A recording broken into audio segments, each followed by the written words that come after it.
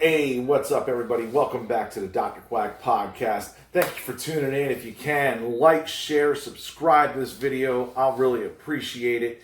I really want to get this out there because I want to cover some stuff. And I want to let y'all know that this is a continuation of the last video I made. Pretty much, because we were talking about the top 5, moments that happened during the Attitude Era that could not happen today. Well, this is another top five. Pretty similar. This one is your top 5 moments that killed WCW. Now, when I'm talking WCW, some people are going to include the NWA, which I am on this.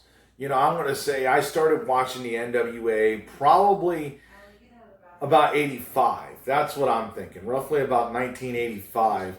Is when I first started watching the NWA. It came on the Superstation, TBS. You would see that there. You would find Clash of Champions on there and stuff like that. That's when I first started watching. That's all the way up until 2001 when WCW got bought out. But these are the top 5 moments that I have seen that really kind of just made me scratch my head. That made me go, why would you do this? This makes zero sense to me. So number 1, this was way back. If people remember this, RoboCop was the big thing. I know they made the remake of it, but back in the 80s, he was huge. RoboCop was one of the better action movies that you could find back in the day, especially the first one. The second, third, it depends on how you like them. I love them because they're cheesy, but it still was pretty good. So anyways, there was a match that involved Sting taking on the Horseman. It was that whole angle where he just got thrown out. And they had RoboCop there for some reason, which, almost didn't make any sense. So he came out and Sting got locked in a cage and they were beating up, other people. The Horsemen over there, Arn Anderson, Ric Flair. And RoboCop comes down and decides to break the cage. He literally pulls the cage door right off and saves Sting. And it was just definitely one of the cheesiest things. I get it. It was a movie promotion. And, not saying it couldn't have went better, because it could have. It really could have went better. But it didn't. It was subpar. It was the 90s. What can I say? The early 90s. Somebody really wanted to have that come out there and look really good, but it just didn't. Of course, the Horsemen run away from RoboCop. It was okay. It wasn't horrible, but to me, it definitely, belonged on there. Sorry, I got to get my paper here. So, it really just didn't make sense to me why they did it. But, I'm sure there was a lot of money involved. Like I said, promotion for RoboCop movies, so it makes sense. This is my honorable mention, too. I want to get this one out of the way. That was like number 5, but let's get the honorable mention, too. The Thunder Cage. And another NWA, WCW style promotion event. Right there at that line where they were crossing over. They decided to have an 8-man in there. It had Cactus Jack in there, and it had Sting, and it had Abdul the Butcher, which this is what makes it wild to me. So the big thing was it was like a Hell in a Cell, except it didn't have a roof. And the top of the cage was slanted in. So it was almost very difficult to get in. It wasn't like you couldn't get in without breaking through it. My big thing, this was the funniest thing, because, they're all fighting, and all of a sudden, this electric chair comes down from the roof and it lands right in the middle of the ring. And you're like, oh my God, who's going to take this? And lo and behold, Abdul the Butcher's in there. And he gets thrown into the chair. And, it looked fake as hell. Not even for movies. I've seen Shocker that came around that year. Shocker was a great movie. And that one had the electric chair in it. You saw how that looked. This looks super cheese. This reminded me of the Mountie with his stun gun, out there when he was shocking people. But, and ironically, if you watch, you have to really look for this too. Cactus Jack, Mick Foley, whatever you want to call him. There's a switch that came onto the electric chair. He went up because they got pulled down and it fell down, right? And you had to raise it up. And he literally goes back up a second time to push that up to make it look like it actually did something to him. It was horribly done. It was pretty bad all around. Nobody was really pleased with it. You'll hear other people talk about it in their podcasts. I thought that, it was pretty bad. Like, even 11-year-old me wouldn't be able to go, that was so real. Oh my God, is he alive? No, not even close. Now, the last three here, I'm sorry, let's go with the four there. Last four, I got here. This is my second one on the list. They're all more towards today. Not today. Yeah, I love to think the 90s are today. But more towards, the late 90s, back when Nitro was happening, back when you had the Monday Night Wars, back when you had, the competition level. That's what wrestling's also missing, the huge competition level. If you had that competition level there where Vince McMahon was taking on somebody, I know people are going to tell me, oh, AEW is competition. It is not. I'm sorry. It is not. It's a good promotion. Some people like it. Some people don't like it. But it's not on the production level of WWE. Sorry, folks. I'm just going to say that. So, my thought process here, right? Number two, and this was one that I just recently watched, because I've been watching a lot of Nitro too. And when I seen it, I was like, why? Why do this? Does this make any sense? Goldberg gets arrested for allegedly sexually stalking, harassing Miss Elizabeth.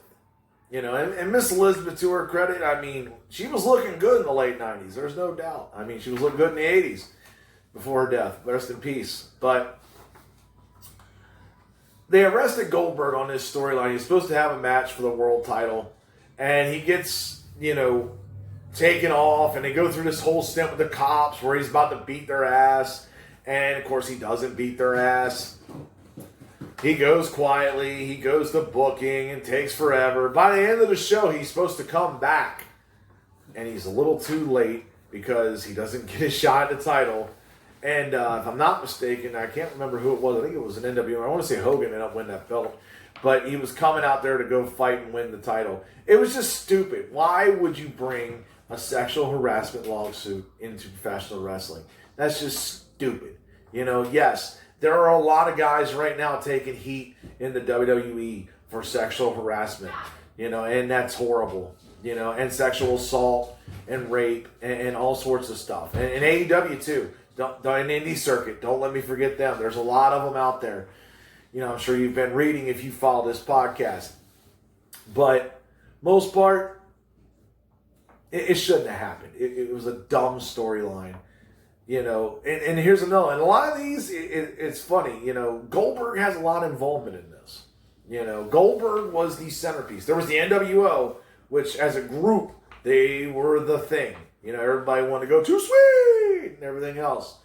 But Goldberg, he was the man, as everybody says. Who's next? And he would come out there and have his 187 win streak or whatever the hell it was. He beat up jobbers probably at least 50% of the time, if not more. He started to get his push, but 187, that's a lot of victories. He even beaten up a bunch of jobbers. And yes, it is pro wrestling, we all know. But I'm treating it like it's real, damn it. It's still real to me, damn it. But, yeah, the stun gun. And Scott Hall ending the streak, pretty much, because Kevin Nash ended up winning due to a stun gun getting hit on him. And like I said, that stun gun looked, and it was real, at least it looked real to me. I don't know if it worked properly, but it looked real. It looked better than the Mounties, let's put it that way, if anybody remembers that from the Generation era. Next Generation. Jesus, man. They were, totally different on those. But Goldberg was kicking ass and chewing bubble gum, and he had to defend his title. And why would you end the match like that? Like, I get it. You want to make Goldberg indestructible, which they did. They built him up like a shit brick house, And look what happened. Like, he lost that match. After that match, I don't think he was the same because he became beatable, And he jobbed a very few. Brock Lesnar is the last one. But, I'm sorry, Braun Strowman, let me get that right too. Yeah. Sorry, Roman Reigns, you had to have, your health issues, couldn't do it. But, yeah, I had jobbed very few after that. I thought it was a bad way to take him out. I think they should have, beat him clean. If someone, and not Nash, I'm sorry. Nash couldn't have beat him clean.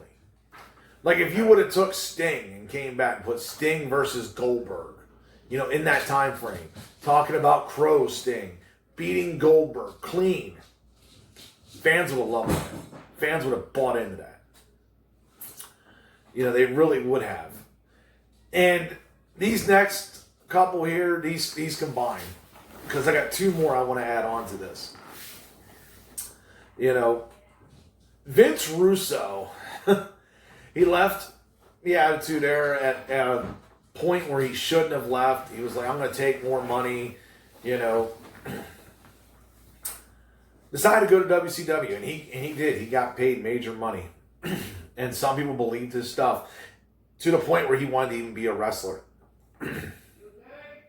Excuse me, I got a sore throat. But yes, he came out there and they put him as a wrestler, and they put him up in a championship taking on Booker T in a triple cage of doom match, which was crazy to even think. The Thunder Cage there.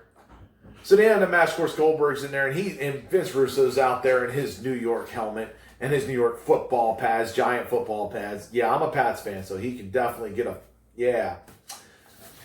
So, anyways, he's beaten down really bad. Of course, a lot of people from the back are in there. Goldberg comes out, and Booker T is getting ready to exit the cage, and Goldberg spears Russo through the cage. So he won the match, won the title on Monday night, held it for 7 days, and then relinquished it.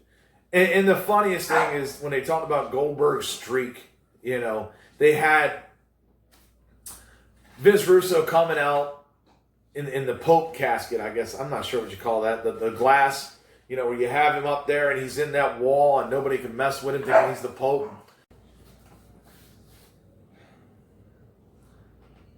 Yeah, it was just a horrible storyline, in general.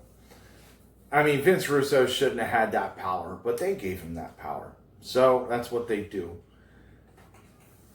And, what can I say? They weren't wrestling people. As it was once said, WWE was a wrestling company putting wrestling on television. WCW was a television company putting on wrestling on television. There was a big difference there. And, it was bad booking, bad, just stupidity. And my final one here, David Arquette. Why? I get it. And even he'll tell you, why did you make him champion? It was the dumbest thing. I mean, they had a tag team match where Diamond Dallas Page was taking on Jeff Jarrett, but also there was a tag team. So Eric Bischoff was with Jarrett, and David Arquette was with DDP. David Arquette ended up pinning Eric Bischoff during his tag team match, became world champion. And then, like I said, even David Arquette will tell you that was the stupidest thing that could be done. It was just stupid. But, that's what they do. Over at WCW, they couldn't get away from that shit either. I get it. You got to keep it to the south. That's another thing they did. They kept it in the region there. WWE tried to go world. They might have said World Championship Wrestling, but it was kept towards the south. You could tell it. It was aimed that way. It wasn't, taken care of up north. But, of course, at the end, They had a triple threat cage match, triple cage match there, triple threat. Yeah, both of them. Jarrett, DDP, and David Arquette, of course, hitting DDP with a Slapnuts guitar, and Jeff Jarrett became champion. These top five, these were five that I saw that I felt were, just why? Why would you do them? But I think that ultimately a lot of these led to the demise. Plus letting a lot of talent from the early 90s, that went to the WWF and became stars. I'm going to cover that on my next podcast. So I'm going to go more into that, where guys who got let go from one organization and became stars in another. That'll be my next show. I'd like to thank you all for tuning in. I really appreciate every one of you. If you can, like, share, and subscribe to this video, I really would appreciate it. Need all the love I can get. And I'm out.